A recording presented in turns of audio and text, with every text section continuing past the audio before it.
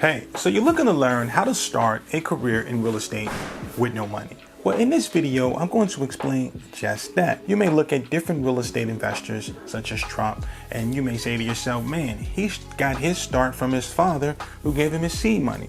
Or you may look at other investors and say they got their money from their family members. Well, guess what? In most cases, over 60% of all millionaires are self-made here in America, and they did it with no money.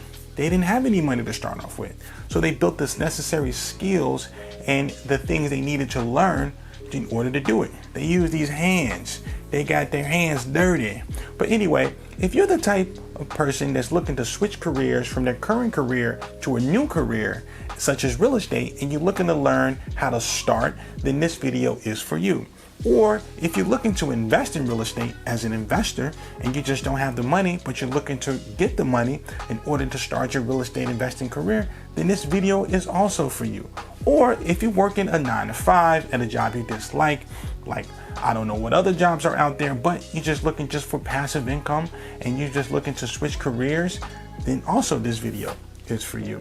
So if you like this content, then don't hesitate to hit the subscribe and like button to get more content just like this. Also, if you stick around, I'll reveal to you the #1 biggest mistake that people starting a career in real estate make. Is one of the mistakes that I made. And so this will help you avoid a lot of time when starting your career in real estate. The #1 thing to consider when starting a career in real estate is what? Your mindset or belief. You have to believe that you can start a career in real estate with no money. I know it sounds crazy, but there is a way to do it. You have to create the opportunity to do it. You have to continue to be self-confident about yourself and think positive. Zig Ziglar, I think that's how you say his name, says that positive thinking will let everything around you be better than negative thinking will. So just by thinking positive alone, everything in your life will increase, will become better. And so having that confidence that you can do it will get you in another level.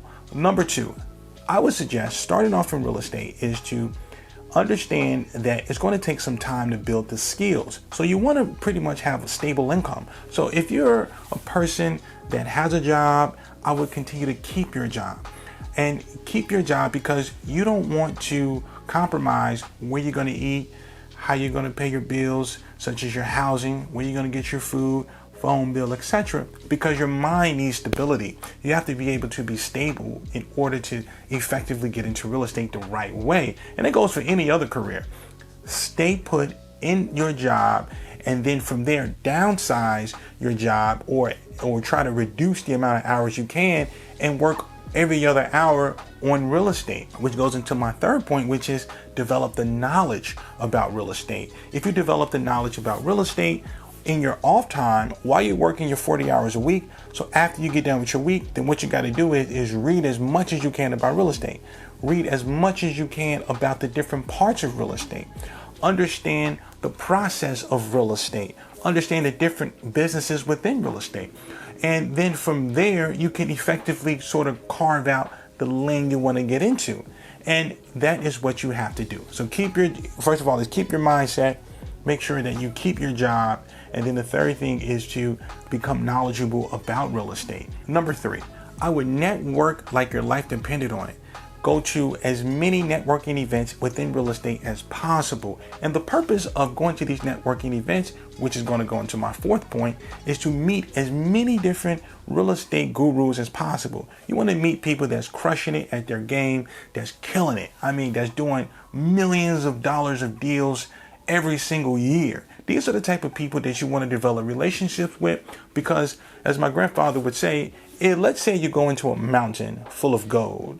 Even if you don't pick up any gold, you don't pick up nothing, no gold at all, you just come out empty-handed, you still will have remnants of gold on your body. You're still you're gonna smell like gold.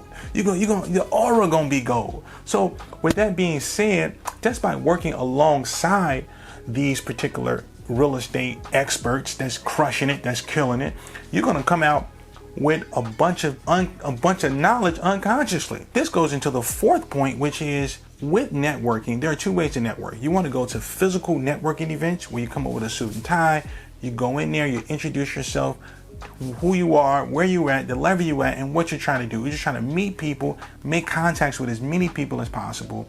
And then in the next part, I'm gonna tell you what you do with these contacts.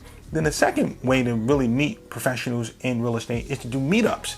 Meetups online, it's just similar to Zoom. You log in. A lot of these meetups are free, and you can just type in your name and you will meet other professionals that are in these meetup groups, and you can introduce who you are and what you're trying to do in these meetup groups. Also, they have Facebook groups, which are really good. A lot of professionals are in these Facebook groups. Try to join as many real estate Facebook groups as possible and make connections that way. Another source is Instagram. There are a lot of Instagram folks that are that's on Instagram that you could reach out to if you see something that you like and that you would like to work alongside with. So going into the fourth point, which is the apprenticeship phase. Now, once you have these contacts at your disposal, now before that, you should have sort of figured out the aspect of real estate you want to get into, because you have different types of aspects of real estate. You got brokering, you have buying and selling, you have managing, you have leasing. I mean, the list goes on and on. But these four are pretty much the main areas of real estate to get into.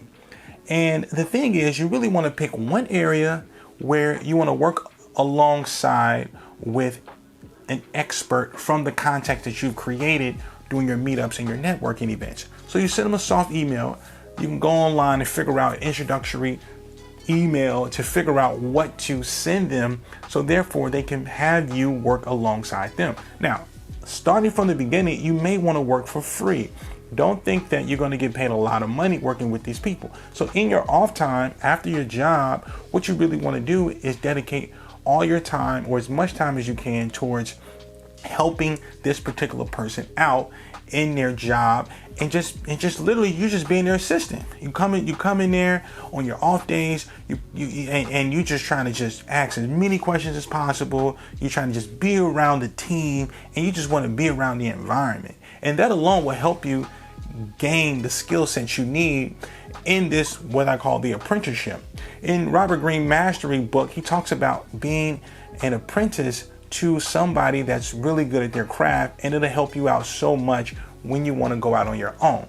So this is how you really want to set up this is how you really want to set up starting a career in real estate with no money. Fifth thing is that you really want to focus on, back to what I said earlier, one of the biggest mistakes that you can make starting off in real estate is trying to focus on too many things at once. So like I said earlier, you have fixing and flipping, buying and holding, you got mortgages, you have leasing, you got rentals. The thing is, don't try to focus on all these different aspects at once. Find one niche you like, dominate that niche, become really good at that niche. While you're doing your apprenticeship with that expert, understand what that person is doing. Stay with that person or with that team for a year, maybe even 2 years. Understand everything about that particular niche within real estate. And then from there, then you can figure out if you want to go to another part or another aspect of real estate, which is fine, but you've dominated that first part first. And so don't try to do two things at once, because you're going to spread your time. And remember, you still got to work your job. You're working 40, 50 hours a week to pay your bills. You may have a family, and all these other things may come up. So you really want to be very critical about where you want to work at, the time you commit to that particular job under that one specific aspect of real estate. And this is how you want to go about starting your career in real estate. Now, until the next time, if you like this video, check out my other video here, which is how to get started in real estate in 2024. Until the next time, bye-bye.